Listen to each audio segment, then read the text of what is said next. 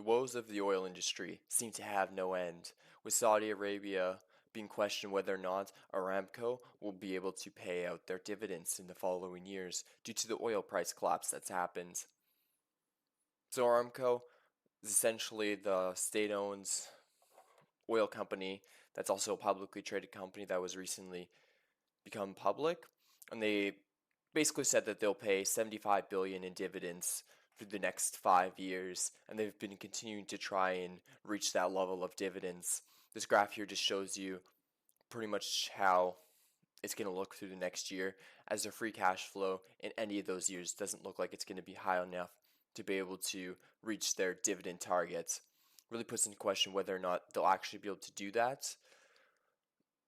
A part of the reason that they continue to want to do that is a lot of that dividend goes to Saudi Arabia, as they are the majority shareholder in the company. So that funds a lot of their initiatives and programs that the prince there wants to do.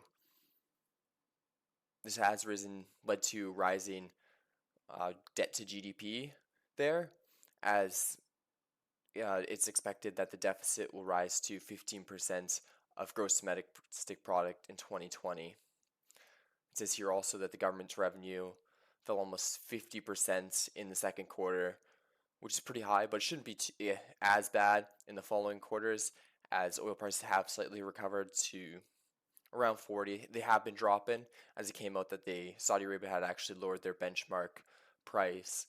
But things just don't seem to be going well for the oil industry, and especially the countries that focus heavily on that seem to be struggling. And it's hard to say when oil will rebound, as many don't expect it to rebound even in the coming few years, so it might take as long as 5 years to fully recover. Over in Canada, energy giant Husky doesn't seem to be faring much better, as they announced that they'll be reevaluating their $2.2 billion project off the coast of Newfoundland, as they don't know if essentially they'll be able to make enough money off it to continue with its completion. This comes quite as a surprise to some, as the project is already 60% complete. So further canceling it would basically just be throwing that all away. But at the same time, oil companies have been struggling in Canada, especially with the government's and environmental policies, as well as things like roadblocks, rail blockades, and things like that have really put a damper on how the oil industry plans to expand, as any pipelines and things and new projects seem to be under a lot of scrutiny.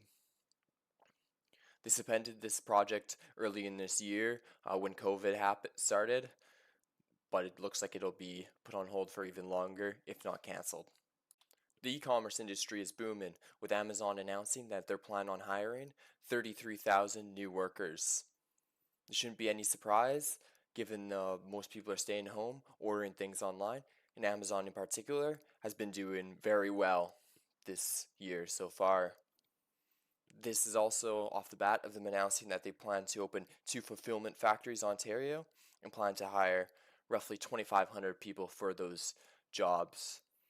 I wonder how many of these jobs will continue to go forward, or if some of them may be temporary until, say, the pandemic's over, but that could be a few years. UPS also plans to hire 100,000 seasonal workers due to the increase in shipping, especially during the holiday season. They expect a big bump in the amount of packages that are being shipped from places.